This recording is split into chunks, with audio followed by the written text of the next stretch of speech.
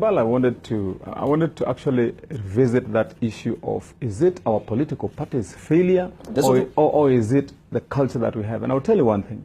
Out of those 4,000 people who are reported there, 3,999, other than Miguna, who is here, were in other political parties. And then after failing in the political parties, they went to be independent. So the question you first need to ask yourself is it that they didn't know before they joined the political parties, the nature, the culture, the type of elections, or the faith they had in those political parties? And I would tell you, fast forward, what really happens and where you would judge why. You see, in this country, we have a culture where everybody thinks, and I'll tell you, majority of those running for office, they don't have a plan, they don't have a manifesto, they don't have political ambitions, they don't even have the political acumen, but it is believed that when you run for political office, it's a shortcut to making money. And you can see this in the later effect.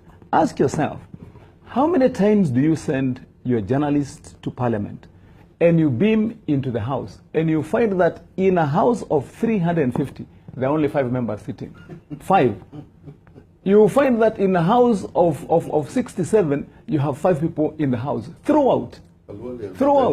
So you ask yourself, all these people who are fighting to go to parliament, where are they when parliament kicks off? Secondly, do an audit of every member of parliament who has been in this session, the 12th parliament, and ask each one of them, one by one, how many times did you contribute to a motion in parliament or to debate in parliament? You will be surprised that more than 80% of them will not tell you they spoke in parliament probably more than 5 times. There are some who have, as we close parliament, never spoken.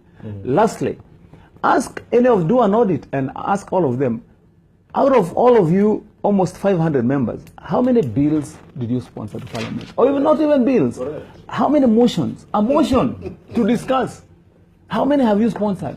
0. Nothing. But then turn the reverse side and ask the same 500 members, how many trips have you made to the US? 20. You'll be surprised that every single member has traveled within the year more than 5 times. That is the story. The belief that most of them have is this, that if you find your way to that house, you are most likely to be economically better off. You're going to be earning more. You have more chances of traveling around the world. You have more chances of earning an allowance, not knowing that the reverse is true.